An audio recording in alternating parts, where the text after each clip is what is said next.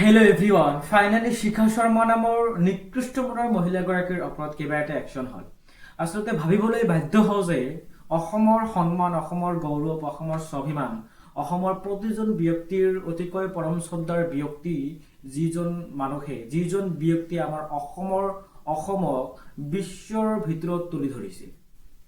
আমাৰ অসমখনক আমাৰ গোটেই বিশ্বৰ ভিতৰত আমাৰ এই অসমখনত তুলি ধৰিছিল, সেইজন ব্যক্তিক লৈ এইজন নিকৃষ্টময় শিখা শৰ্মাই জুবিন গাৰ্গ তথা জুবিন গাৰ্গৰ পৰিয়ালবৰ্গলৈকো বিভিন্ন ধৰণৰ কটু মন্তব্য লিখি বিভিন্ন ধৰণৰ ছ'চিয়েল মিডিয়াত তেখেতে এৰি দিয়ে বিষয়বস্তু হিচাপে।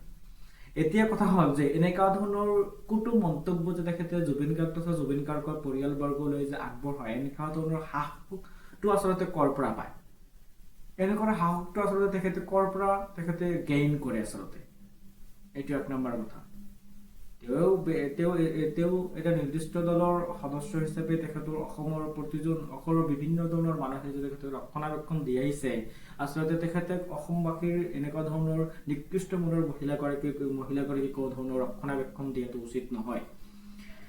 এই যে আমালোকৰ যে জুবিন গাৰ্গ, আচলতে মই কওঁ যে আচলতে জুবিন গাৰ্গৰ যি ভৰিৰ ধূলি আছে, এই ভৰিৰ ধূলিৰ সমান যোগ্যতা তেখেতৰ আচলতে নাই। এই যোগ্যতা নাথাকে তেখেতে এই জুবিন গাৰ্গক লৈ জুবিন গাৰ্গ তথা জুবিন গাৰ্গৰ পৰিয়ালবৰ্গলৈকো যে বিভিন্ন ধৰণৰ কটু মন্তব্য যে আগবঢ়ায়, এনেকুৱা ধৰণৰ সাহসটো আচলতে ক'ৰ পৰা তেখেতে পায়, এইটো এক নম্বৰ কথা।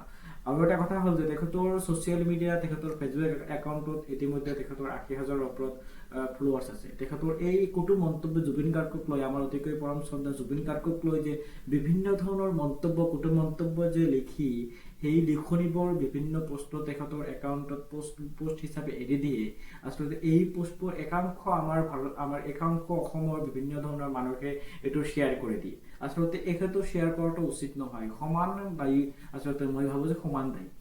শিখা শৰ্মাৰ নিচিনাকৈ সমান আপোনালোকেও দায়ী। সেইকাৰণে এনেকুৱা ধৰণৰ পোষ্ট আপোনালোকে কেতিয়াও শ্বেয়াৰ নকৰিব। আৰু এনেকুৱা ধৰণৰ মানুহক, এনেকুৱা ধৰণৰ নিকৃষ্ট মনৰ মানুহক, যিজন মানে আচলতে আমাৰ অসমখনৰ প্ৰতিজন ব্যক্তি আচলতে আমাৰ অতিকৈ পৰম শ্ৰদ্ধা জুবিন গাৰ্গক আচলতে ভাল পায়।